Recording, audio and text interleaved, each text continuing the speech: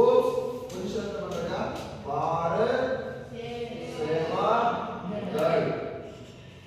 OOPS ಆರಾಮ ಬಂದಾಗ एक दो ಕೈ ಬಿಡ್ತೀವಿ.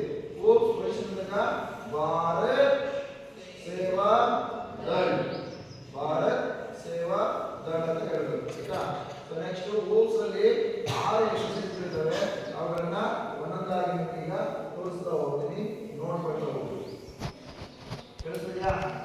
ಎಕ್ಸರ್ಸೈಸ್ ನಂಬರ್ 1 ಗೆ ಎಡಗಾಲನ್ನ ಮುಂದೆ ಇಡಬೇಕು, ಓಪ್ಸ್ ಅನ್ನ ಮುಂದೆ ತರಬೇಕು. ಎಡಗಾಲನ್ನ ಮುಂದೆ ಇಟ್ಟು ಓಪ್ಸ್ ಅನ್ನ ಮುಂದೆ ಹೇಗಿರಬೇಕು? ಓಪ್ಸ್ ಇಲ್ಲಿದ್ರು ತಪ್ಪು, ಇಲ್ಲಿದ್ರು ತಪ್ಪು.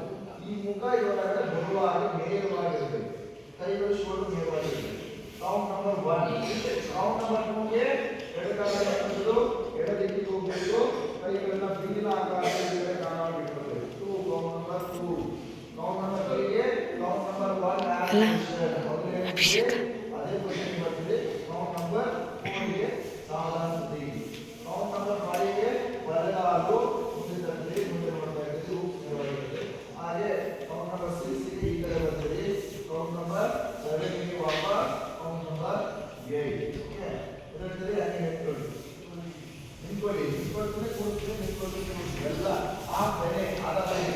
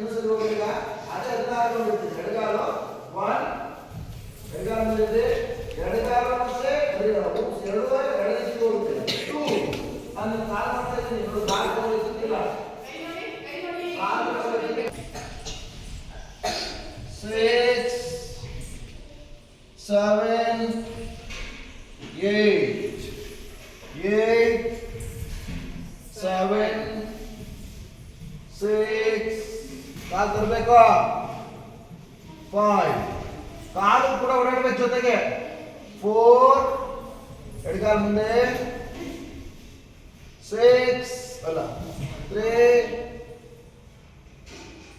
Plus halt.